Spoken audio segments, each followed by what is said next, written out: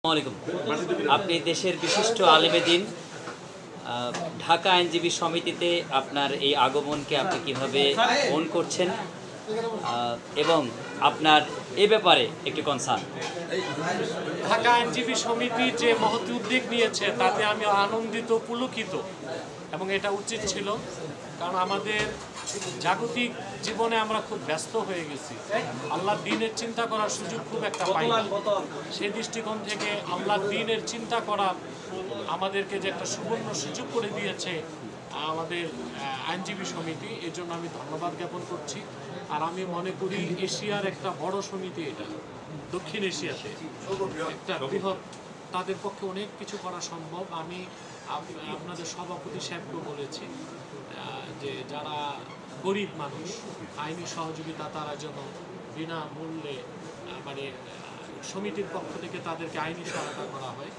দ্বিতীয় হচ্ছে আদালত প্রাঙ্গণে পরিচ্ছন্নতা লাগবে, এখানে বিউটিফিকেশনের কাজ করতে হবে। এটাও যদি সমিতি দায়িত্ব নেয় এবং পরিবেশগত উন্নয়নটা করে, দেখতে ভালো লাগবে আর কি, মানুষের দুর্ভোগ কমবে।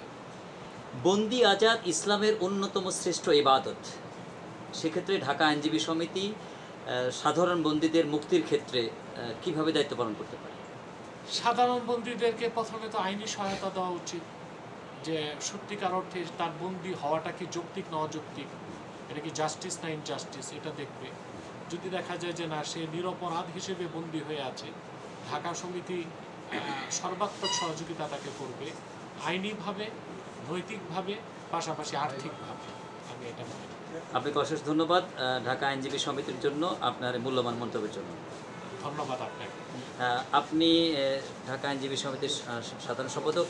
আজকে ঢাকা আইনজীবী সমিতিতে বিশিষ্ট মেহমানরা এসছেন, আলেমে দ্বীন সহ এবং জাজ সহ এসছেন।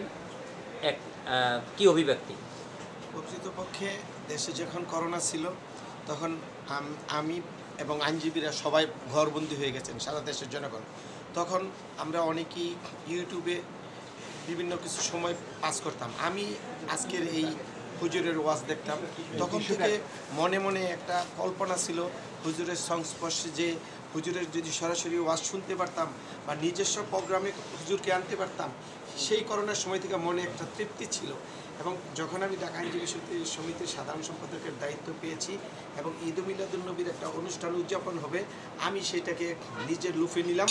এবং আমার সমিতির মিটিং যখন বসেছে তখন আমি মিটিংয়ে বলেছিলাম হুজুরের দায়িত্বটা আমাকে দিয়ে দেন। আমি তখন বলি নাই কে হুজুর বা কাকে আমি দাওয়াত করতে চাচ্ছি, আমি দায়িত্বটা পার্সোনালি আমি নিজে নিয়েছিলাম কমিটির সবার অনুমতিক্রমে রেজুলেশন করে। এবং আমার মনের ভিতরে আক্ষেপ ছিল যে হুজুরকেই আমি দাওয়াত দিব, যদি হুজুর দাওয়াতটা কবুল করেন। এবং আমার অফিস সম্পাদক সহকারে আমি হুজুরের কাছে যাই হুজুর সিভিল দেন যাওয়ার জন্য।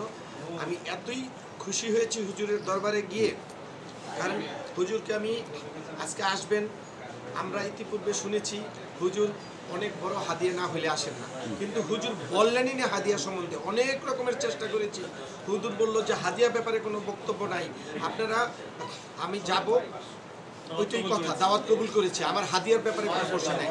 এটা শুনে হৃদয়টা আরো বড় গিয়েছে, কারণ অনেকেই তখন চিন্তা হুজুরকে আনতে জানি কি লাগবে, কি জানি হুজুর ডিমান্ড করে মনে মনে। এবং আমরা ডিসিশন নিয়েছিলাম পার্সোনাল টাকা দিব, তারপরে হুজুরকে আনবো, যত ডিমান্ড হোক হুজুরকে আনবো, কারণ মনের একটা আকাঙ্ক্ষা ছিল, ইচ্ছা ছিল, আল্লাহ বাস্তবায়ন। উনি ঢাকা আইনজীবীদের কাছ থেকে বা ঢাকা আইনজীবী সমিতির কাছ থেকে যে প্রত্যাশাটি করেছেন, সেটিকে আপনারা কিভাবে দায়িত্বের মধ্যে রাখবেন? জি, অবশ্যই আমরা হুজুর যে পরিষ্কার পরিচ্ছন্নতার কথা বলেছেন এবং যারা অন্যায়কারী না কিন্তু আটক হয়ে গেছে নিরাপদ ব্যক্তি, ওইটার ব্যাপারে আগে থেকেই আমরা সচেতন ছিলাম। শুধু আমি না, আমি যেহেতু একটা দল করি, জাতীয়তাবাদী দল, আমার দল থেকেও নির্দেশনা যে নিরাপরাধ ব্যক্তিদের হেল্প করা, সহযোগিতা করা। পাশাপাশি আপনার পরিচ্ছন্নতার কথা যেটা বলেছেন, ইতিমধ্যে আপনারা লক্ষ্য করেছেন ইতিপূর্বে ঢাকা আইনজীবী সমিতির পরিচ্ছন্নতার ব্যাপারে আমরা অনেক আন্তরিক, এবং ইতিমধ্যে আমরা আশেপাশে ফুলের টব তৈরি করে এবং রাস্তাঘাট যাতে ফুটপাত সুন্দর থাকে। এবং আমরা আজকেও একটা 4তলা অডিটোরিয়াম উদ্বোধন করেছি, আপনারা দেখেছেন যে 40 লক্ষ টাকার উপরে ব্যয় হয়েছে, তার সম্পূর্ণ 1 টাকাও ঢাকা আইনজীবী সমিতি থেকে না, আমরা অনুদান এনে আমরা করেছি। এরকম আমরা এই কমিটিতে যারা আছি আমরা সবাই আমরা চেষ্টা করতেছি, এবং হুজুরের প্রতি আমার পার্সোনাল এবং আইনজীবী সমিতির পক্ষ থেকে নিবেদন থাকবে, ফিউচারও এরকম অনুষ্ঠান হবে, হুজুর যাতে এরকম তশরিফ আনেন, দাওয়াত কবুল করেন, অ্যাডভান্স হুজুরকে সমিতি থেকে এবং আমার পার্সোনাল ব্যক্তিগত পক্ষ থেকে হুজুরের প্রতি আবেদন রাখতেছি, এইবার যেরকম হুজুর আমাদের আন্তরিকতার সহিত দাওয়াতরা কবুল করেছেন, সামনেও আমরা যাব, হুজুর আমাদেরকে এইভাবেই অ্যালাউ করবেন এবং আমরা হুজুরের সংস্পর্শে আরও যাইতে পারবো এবং ইসলাম সম্বন্ধে আরও অনেক কিছু জানতে পারবো ইনশাল্লাহ হুজুরের সংস্পর্শে যাই। ধন্যবাদ।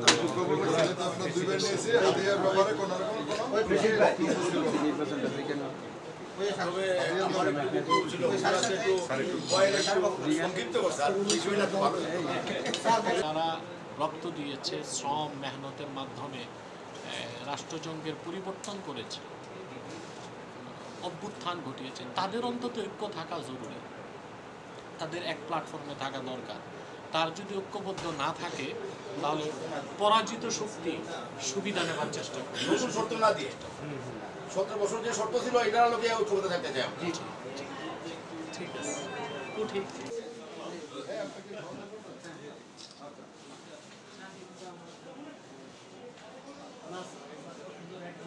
আসরের সময় থেকে দাঁড়ায়, আসরের আগে এসে খুশ করে দাঁড়ায় আছে, তো ওনাকে পাওয়াতে একটা সুবিধা হয়েছে, আপনার লোকেশনটা অনেক ইজি হয়েছে।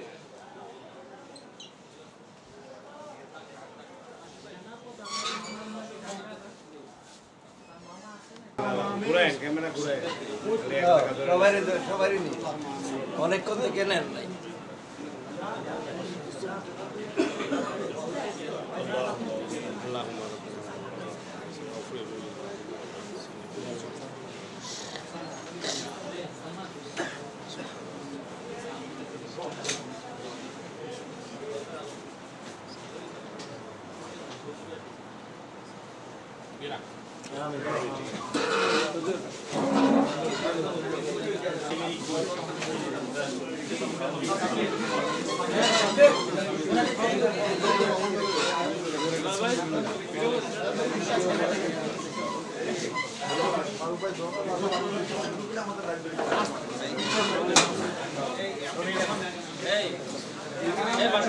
আমার কিন্তু লাস্টে কথা